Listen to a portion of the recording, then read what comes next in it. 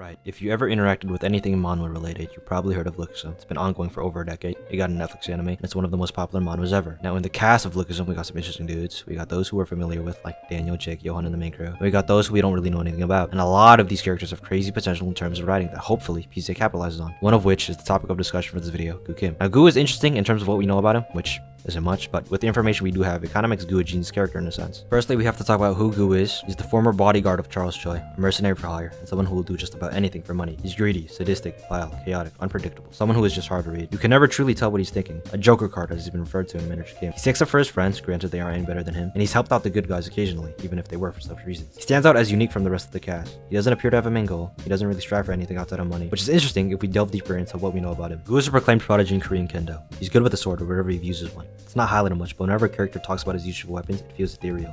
He transcends not the limit of men, but of edges. There seems to be a mental philosophical aspect of Goo whenever he locks in with anything sword-like. His whole demeanor changes. He becomes cold and stern, a stark contrast from his usual goofy chaoticness. Now Goo being stern with the sword makes a lot of sense when you understand that the majority of sword styles have a philosophical aspect connected to them. In Goo's case, the Hwarang. Now my friend Abood made a couple good videos on Goo and his connection to the Hwarang, which you can go watch as I'll link them in the description, but basically the Hwarang are an ancient group of Korean warriors from the ancient city of Silla. The Hwarang are a very philosophical group. They were trained not only as warriors but as scholars too. They were taught in warfare, literature, and philosophy. Modern-day Hwarangdo are taught the Amyang Kwan, which means soft and hard combined. This creates hard linear movements and soft circular movements for the combative system of the Hwarangdo. It is about life or death, not winning or losing. There is only one price for a mistake: death. There are no do-overs. This is a true warrior's mindset. Quote by Taeju Lee, modern-day Hwarangdo. With this, I want to talk about Gumtugi, which is the sword fighting style of the Hwarangdo. Gumtugi has multiple usages of swords like Sangyum, which is twin swords, but I want to delve deeper into Jangyum, the long sword. Now the core concept of Jangyum is one cut, one life. You are meant to train with the mindset of every strike being decisive with emphasis on precision, awareness, and commitment. It isn't about recklessness, but responsibility and discipline. There's an emphasis on mental clarity and awareness. Restraint is taught as the highest form of mastery, with the sword not being a tool of violence. The sword is an extension of one's self, body, mind, and spirit. There is harmony with the sword, the body, and the mind. Now back to the one cut, one life. It focuses on what matters most currently, being able to commit wholeheartedly while being mindful of consequences. To master the sword is to master oneself. Now going over everything we know about the Hwarangdo, it kinda has layers to Goo. Goo seems to have a strong understanding with the philosophical mentality as we see in his fight against Baseman Hope. He says, as soon as I saw this as a sword, it became one, and is shown physically revolted after, saying that it's cringe. This is further added upon with his very clear quotes with the Hwarang sword. He doesn't seem to like aligning himself with the Hwarang and its philosophy, yet he so strongly encapsulates this in his way of fighting while simultaneously going against it. He's at constant conflict with himself. Anything he uses becomes a dangerous weapon in his hands. This can be seen as him being basically able to turn anything he holds into a weapon, an extension of himself.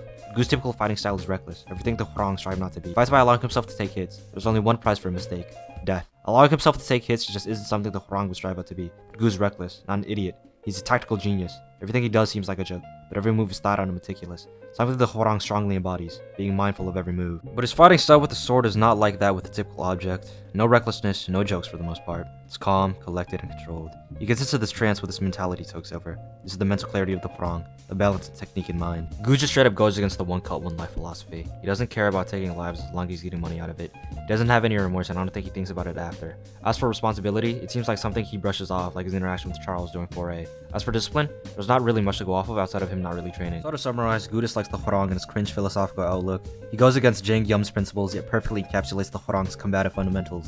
This begs the question: why does Goo dislike the Hwarang? And I think the theory I thought of frames Goo as a more resentful character. Lookism has an oversaturation of characters with sad backstories. With Goo, I don't think it's sad, more so tragic. Now in Gun's backstory, we have an interaction with Gun and Goo. Gun says, I hear a tale of a prodigy with a Hwarang sword, capable of even cutting down goblins on the run after cutting down his teacher. Now there's a multitude of ways you can interpret this, and I don't really have any strong theories about this. What I can infer is that there was an altercation or circumstance that led Goo to stabbing his master. From this, I think the most integral thing we can draw is that this is the point where Goo begins to or fully resents the Hwarang's philosophy, as well as the Hwarang sword. Stabbing of his master is the breaking point for Goo. This could be an explanation on why he dislikes the Hwarang, as his master being stabbed was the result of the Hwarang's philosophy. The philosophy of the Hwarang would lead to Goo's master accidentally or being intentionally stabbed by Goo. I think this could play out 3 different ways. 1. Goo and his master get into a fight, with Goo disagreeing with the Hwarang's philosophy and stabbing his master. 2. Goo's master is following the Hwarang's philosophy but accidentally gets stabbed because of it. Or 3. Goo and his master are in some circumstance that they're fighting together, which causes Goo to be in the Hwarang trance and unintentionally stabbing his master. Now all 3 of these explanations have different reasoning, and depending on which you believe changes the characterization of Goo. He either has disdain, resent, or guilt because of the Hwarang's philosophy. A character in constant conflict with himself, opposing the Hwarang while following the Hwarang. This plays well with his chaotic nature, never someone true to himself. If Incheon is the land of war, Goo is the embodiment of turmoil.